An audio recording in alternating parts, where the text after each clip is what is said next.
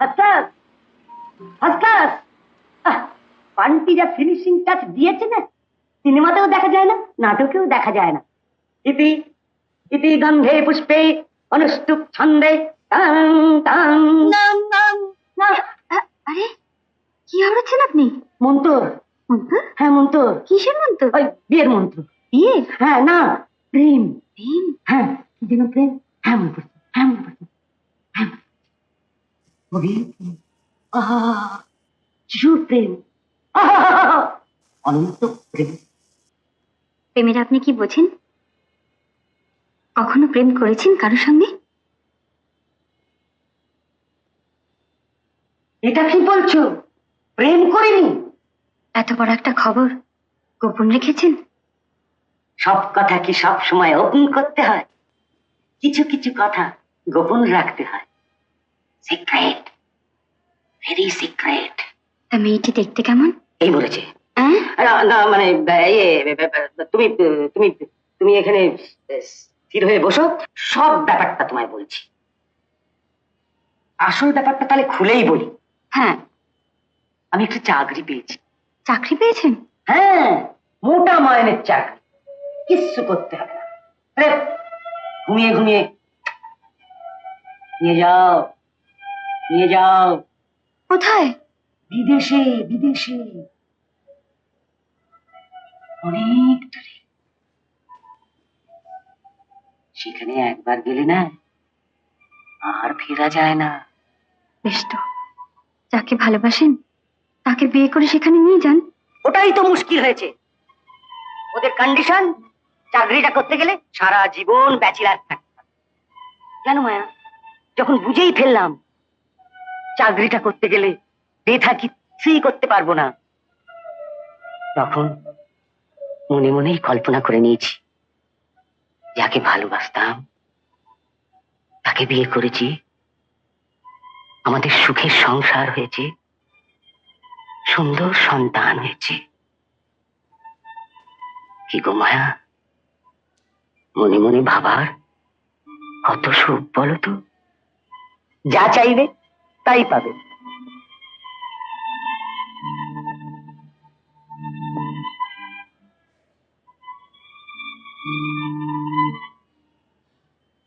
চাকরিটা না করলেই নয়। আর এখন যদি চাকরিটা করতে না যাই না, ওপরওয়ালার কর্তারা হাতে হাত করে দিয়ে নিয়ে যাবে।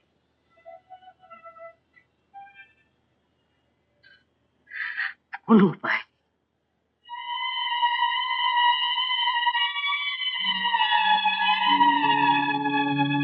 আচ্ছা স্যার, অমরের তো ব্লাড ট্রান্সফিউশনের সময় হয়ে গেছে, তো কবে নিয়ে যাবো স্যার? হ্যাঁ, না না না, আপনি খেপেছেন। অমর যদি শোনে যে ওকে হসপিটালে নিয়ে গিয়ে ব্লাড ট্রান্সফিউশন করতে হবে, ও তো পালিয়ে বেড়াবে। হ্যাঁ হ্যাঁ স্যার, হ্যাঁ আচ্ছা স্যার, আচ্ছা, থ্যাংক ইউ। আরে আপনি? ঘরে গিয়েছিলাম আপনার খোঁজ করতে, সেখানে না পেয়ে চিন্তা এলাম। আপনি যদি ব্যস্ত থাকেন পরে কথা। না না, একেবারেই ব্যস্ত নেই। বলুন কি? আপনার একটু সাহায্য চাই। কি সাহায্য করতে পারি? আমি অমরবাবুকে আমার মনের কথা কোনোদিনও খুলে বলতে পারি। আজ সে কথা বলতে গিয়ে জানতে পারলাম উনি বিদেশে চাকরি নিয়ে চলে যাচ্ছে। সেখান থেকে আর ফেরা নাকি সম্ভব না। কথাটা সত্যি কিনা তাই জানতে এসেছি। আসল সত্যটা জানতে পারলে মনে খুব কষ্ট পাবে, তাই জানাতে চাই না। না, আমি সব কথা জানতে চাই। বলুন, বলুন আমাকে। He is attacked with severe blood cancer. যে রোগে মানুষ কোনোদিনই বাঁচে না। কি বলছেন আপনি?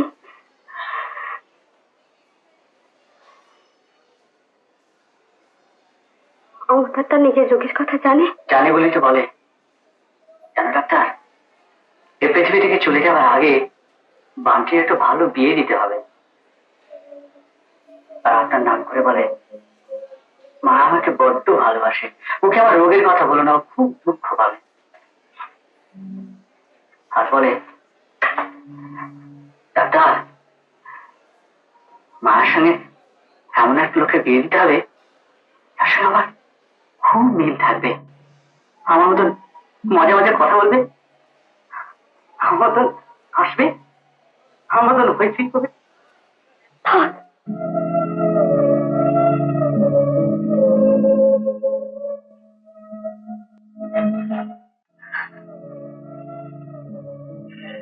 বাবা, আমি জানি মা, তুই কেন এত ভেঙে পড়েছিস।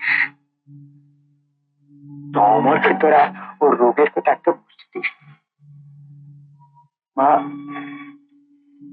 যদি তুই অমরকে সত্যি ভালোবেসে থাকিস, তাহলে যে কটা দিন ও আছে ওর জীবনটা আনন্দে ভরিয়ে রাখ। আপনাকে তাহলে 50% পেমেন্ট করলাম, আর বাকিটা কবে পেমেন্ট করবো বলে। আপনাদের ফাংশন তো 18 মার্চ। হ্যাঁ, এখনো 25 দিন মতন বাকি। আমাকে বোধহয় 2-1 দিনের মধ্যে একটু বম্বে যেতে হবে, ওখানে একটা রেকর্ডিং আছে। রেকর্ডিংটা সেরে বাবা মার সঙ্গে 2-1 দিন থেকে তারপর ফিরে আসছি। তাহলে আপনার সেক্রেটারিকে ফোন করে জেনে নেবো কবে আপনি ফিরছেন। এখানে আমার কোনো সেক্রেটারি নেই, আমাদের বাড়ির পুরনো লোক নিতাইদা, উনি সবকিছু দেখাশোনা করেন। আপনি বরং নিতাইদার সঙ্গে যোগাযোগ করে নেবেন। আচ্ছা, তাহলে উঠি। আচ্ছা শুনুন,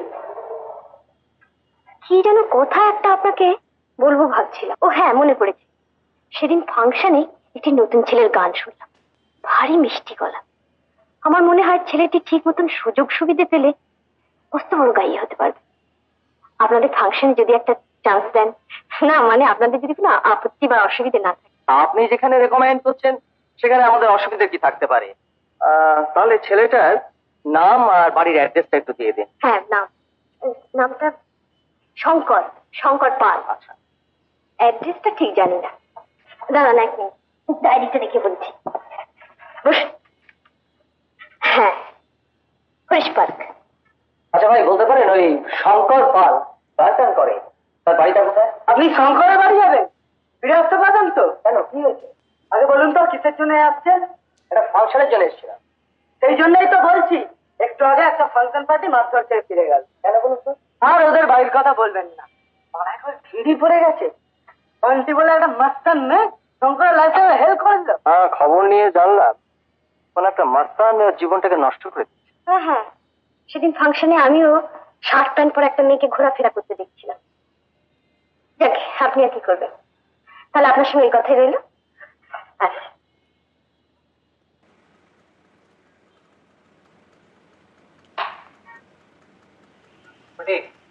শঙ্কর, শঙ্কর আসছে রে।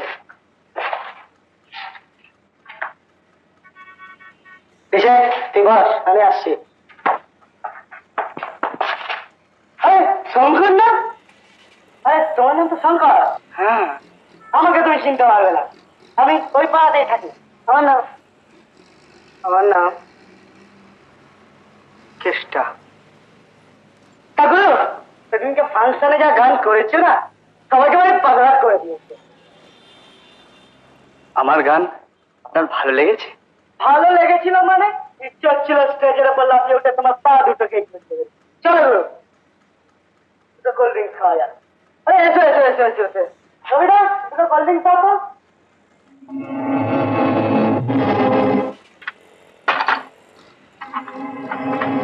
হচ্ছে না।